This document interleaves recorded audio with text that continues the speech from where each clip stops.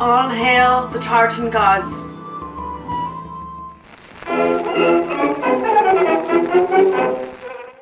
Morning! Welcome back, everybody.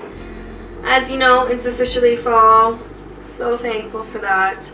It looks beautiful outside. All of the leaves are turning yellow and orange. It's so pretty. And because it's now fall, all I really want to do is go prance around in the forest, crunching leaves under every step, and talking to woodland creatures like a literal Disney princess. And to do that, I feel like I need to have the right aesthetic. So today, we are going to be making a few skirts. I have 4 plans that I want to accomplish today. It might be a little over ambitious to get all 4 skirts done in a single day, but we're gonna give it our best shot. In my personal opinion, you can never have too many skirts. They're like society's loophole to not wear pants in public, and I just don't understand why people are like, oh, skirts, you're all dressed up, how uncomfortable. It's not uncomfortable, you're not wearing pants. So the look of these skirts is going to be very cozy and fall, bit cottagecore, a little bit academia, very like aesthetic, if you will. So I have a couple fabrics that have been in my fabric stash for quite a while that I'm going to use for this, as well as 2 new plaids that I got from the fabric store when I was hunting for my Halloween pinup look that I just absolutely fell in love with, and they were 50% off, so it was really just meant to be. They knew I was coming. I think every single time I go to the fabric store, I look at the plaid and have an existential crisis of whether or not I should just buy all of it. So I made up a couple little designs for each one of these fabrics, so I know roughly what I'm going to do. 2 of the skirts are going to be circle skirts using the tried and true circle skirt pattern that I used in the Halloween pinup video as well. But the other 2, I'm going to be trying something completely different. I'm gonna try a Victorian walking skirt, and I'm gonna do this without a real pattern.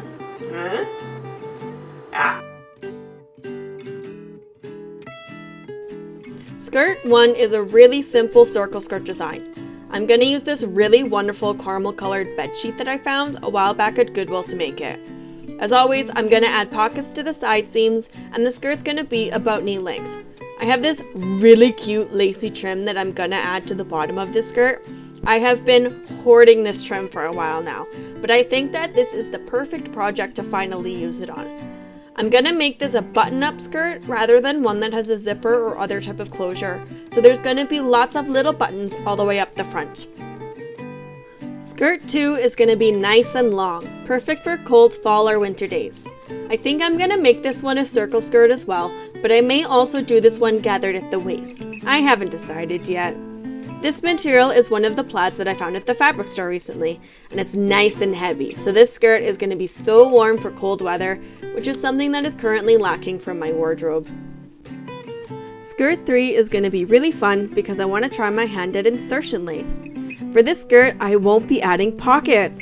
Blasphemous, I know. The bedsheet that I'm using for this one is thin and is see-through when the light hits it, so I want to double up the fabric, but I think I'm going to do this by cutting lengths off and then folding those pieces in half to get a very clean edge that I can then directly sew the insertion lace onto. I don't want to have to deal with a raw edge or hem underneath where the lace needs to be secured, so I think that this will work well, but I don't want to overcomplicate it with pockets. I could do pockets, but I admit, I'm being a little lazy with this one. Now skirt 4 will be the pièce de résistance.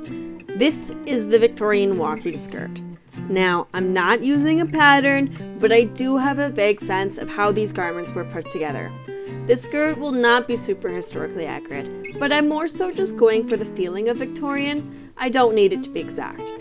So to make this one, I'm going to construct with 6 panels that all flare out at the bottom. The 3 in the front will be fitted to my waist, but the 3 in the back will be extra wide and then gathered or pleated to create a lot more fullness in that area, which will help create that Victorian silhouette that I'm going for.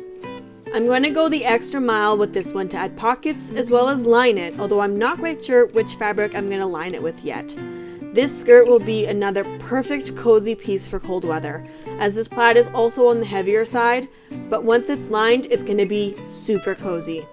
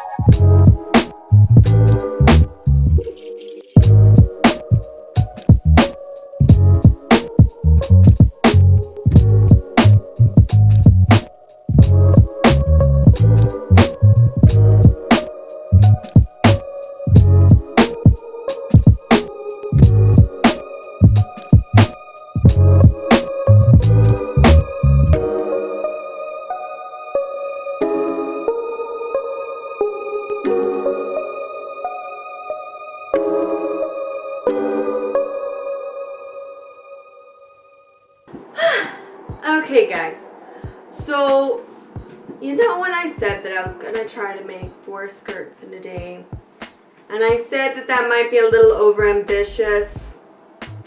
Well, it was downright delusional.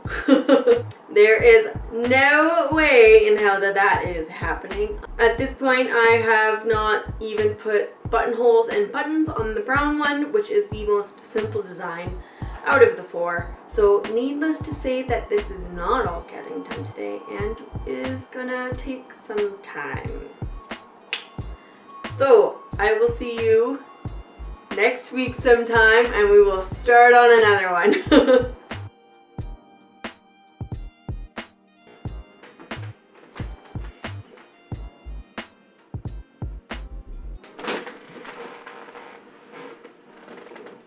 Good morning.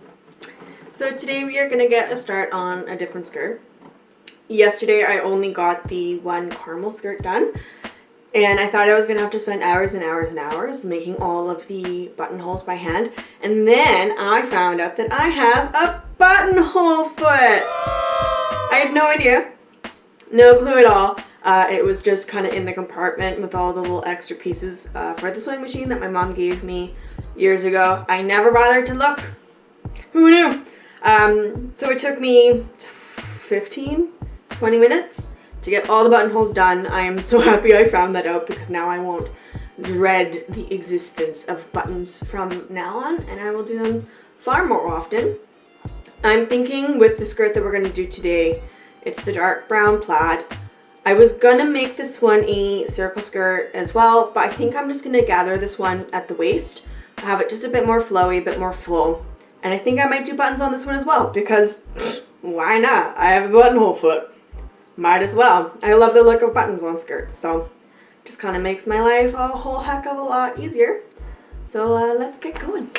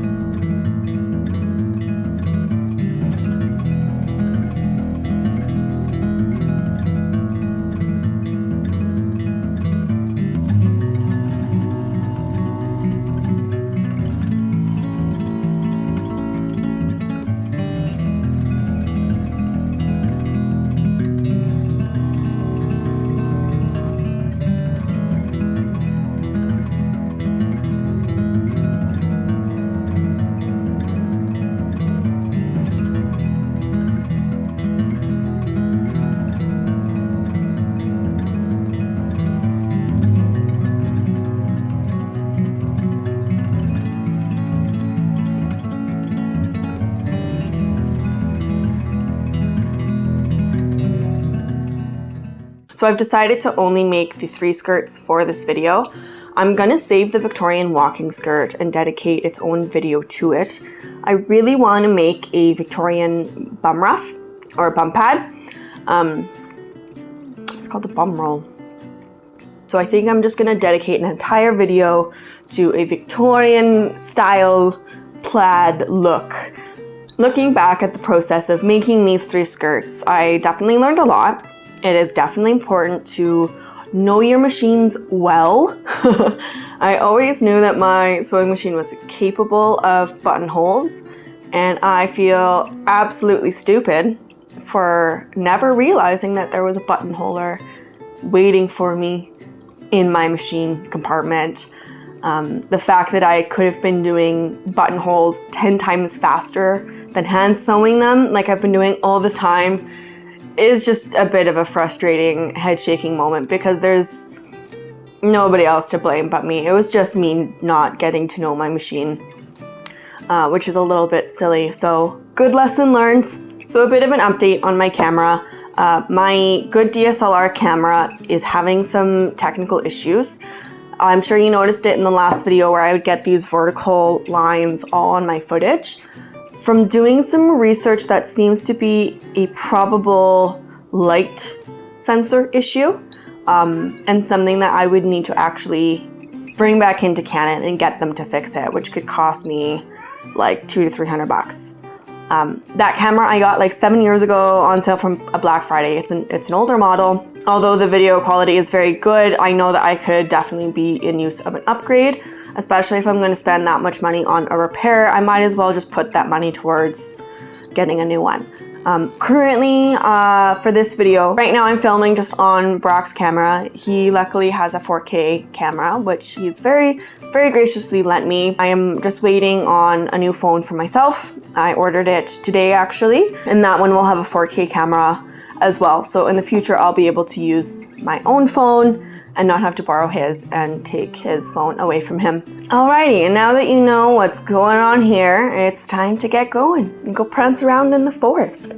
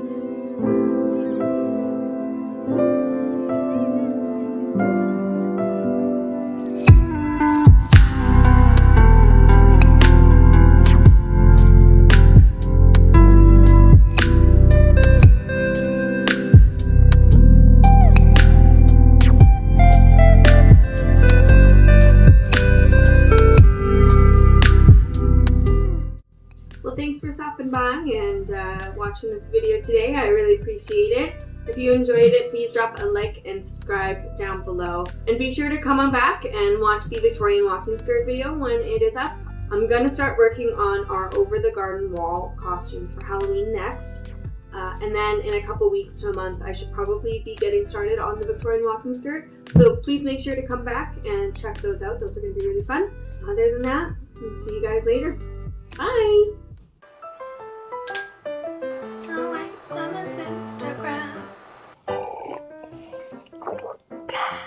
Well, hi. Nope, that was weird.